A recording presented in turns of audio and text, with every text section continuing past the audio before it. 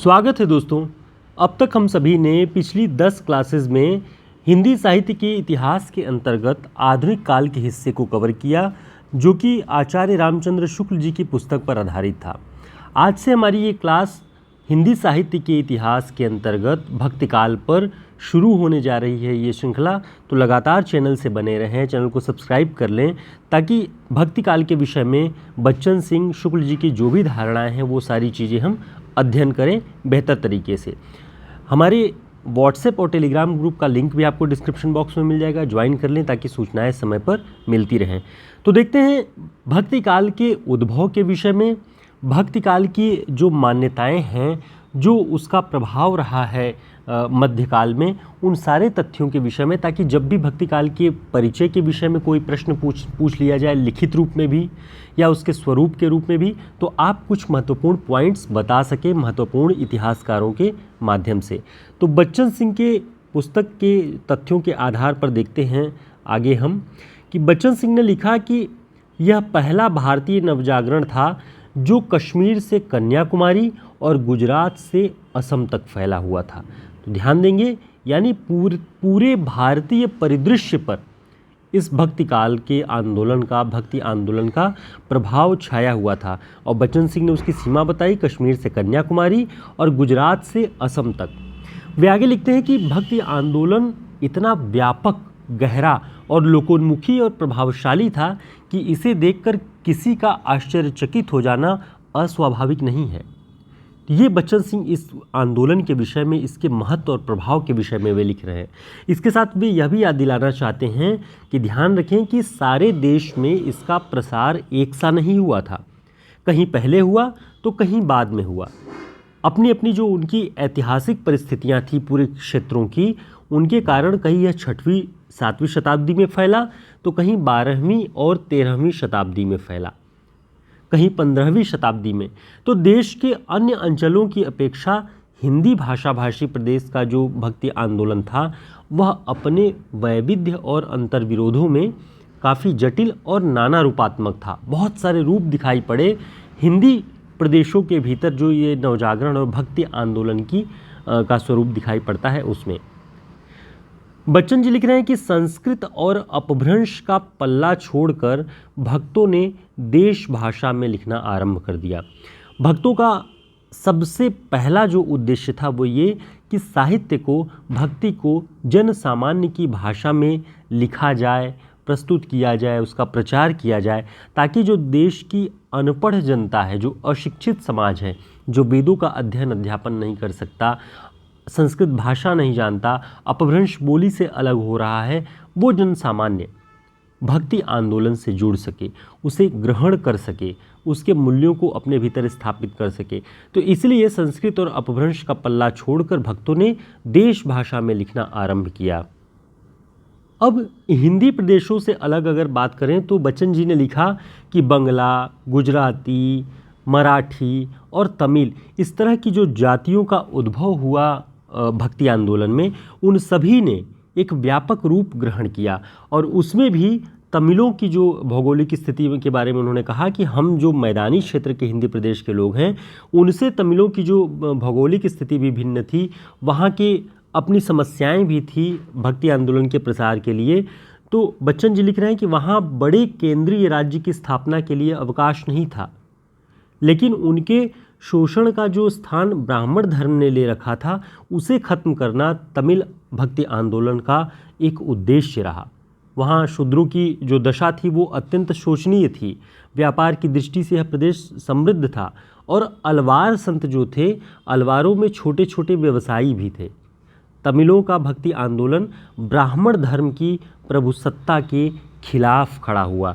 तो आपको ये ध्यान रखना है कि तमिलों का जो आंदोलन था वो क्यों नवजागरण के रूप में तैयार होता है, क्योंकि वहाँ जो ब्राह्मण धर्म था उसका आतंक था, शोषण का रूप विकसित हो चुका था ब्राह्मण धर्म का।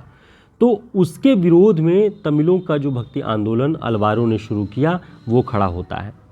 ठीक है, आगे बच्चन जी लिखते हैं कि हिंदी प्रदेश की विचित्रता यह है, अभी इन सारे जो क्षेत्र हैं उन सभी के विषय में वे लिखते हुए उसके बाद जब हिंदी प्रदेश के बारे में आते हैं तो लिखते हैं कि उसकी विचित्रता यह है कि भक्ति आंदोलन का सूत्रपात कबीर द्वारा हुआ।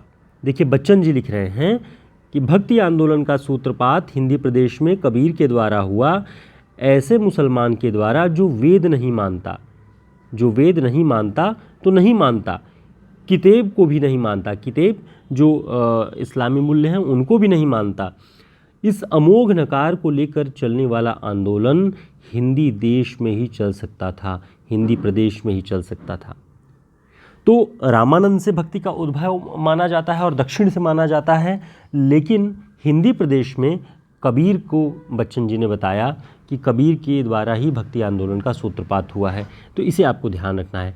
आगे देखते हैं कि बंगाल की जब बात करें तो भक्ति आंदोलन के जो पूरे भारतीय परिप्रेक्ष्य की बात उन्होंने थोड़े थोड़े में की है। तो उन्होंने लिखा कि बंगाल में जयदेव, 12वीं शताब्दी की बात है, जयदेव का समय ध्यान रखेंगे कि बंगाल में जयदेव के गीत गोविंद में ही कृष्ण भक्ति आंदोलन की नींव पड़ चुकी थी।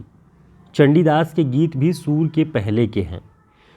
तो ये बच्चन जी बता रहे हैं कि चंडीदास और जयदेव सूरदास के पहले ही कृष्ण भक्ति आंदोलन बंगाल में चला चुके थे और समय इसमें जो है वो 12वीं शताब्दी। ये सारे तथ्य आपको ध्यान रखना है और इनसे आप समझ पाएंगे कि आपको उत्तर लेखन में भक्ति आंदोलन के स्वरूप पर, उसके भारतीय भौगोलिक परिप्रेक्ष्य पर कुछ भी आपको लिखना होगा तो आप इन तथ्यों का इस्तेमाल कर सकते हैं। आगे भी लिखते हैं कि कृष्ण भक्ति काव्य में निर्गुण मत का डट कर विरोध किया गया है। तो ये बच्चन जी लिख रहे हैं कि कृष्ण भक्ति काव्य क्या कर रहा था, वो निर्गुण मत का जो प्रसार पूरे देश भर में हो रहा था उसका डट कर कृष्ण भक्ति और कृष्ण भक्तों ने उसका विरोध किया हुआ है। आप सभी देखेंगे सूरदास के पदों में भी जब गोपियाँ उलाहना देती हैं उद्धव को, जो भ्रमर गीत सार में मिलता है, वहाँ यही है, क्योंकि निर्गुण का, ज्ञान का जो संदेश लेकर के उद्धव आते हैं, उनका अपनी भक्ति की रस भावना से गोपियाँ उसका विरोध करती हैं।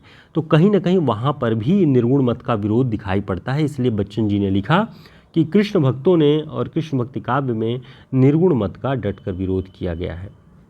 आगे भी लिखते हैं कि राम भक्ति आंदोलन का केंद्र बनारस था, रामानंद इसके प्रवर्तक थे। ध्यान रख लेंगे, कृष्ण भक्ति के बारे में ऊपर बात हो चुकी है और यहाँ राम भक्ति आंदोलन के विषय में बात हो रही है। उसका केंद्र क्या बताया बच्चन जी ने? बनारस बताया और कहा कि राम भक्ति आंदोलन के प्रवर्तक कौन थे? रामानंद जी थे। ठीक है।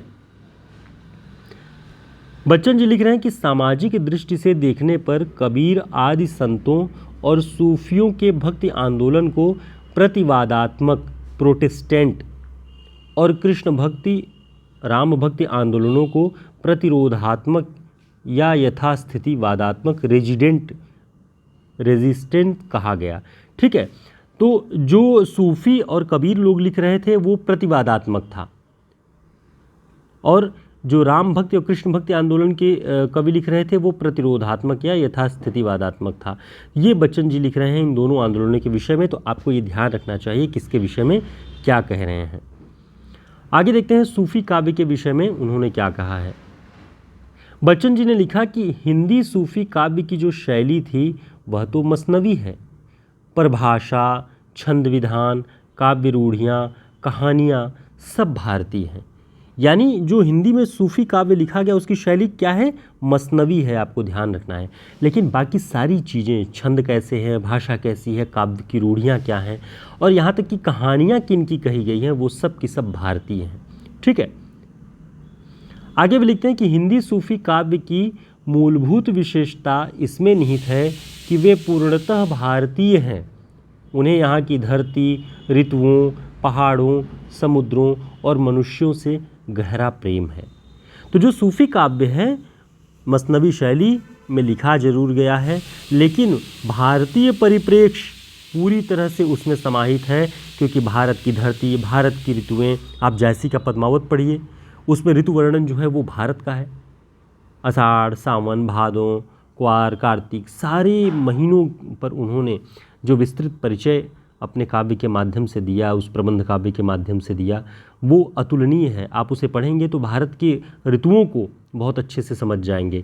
तो कहीं ना कहीं सूफी काव्य में भारतीय परिप्रेक्ष्य सहृदयता के साथ समाहित है।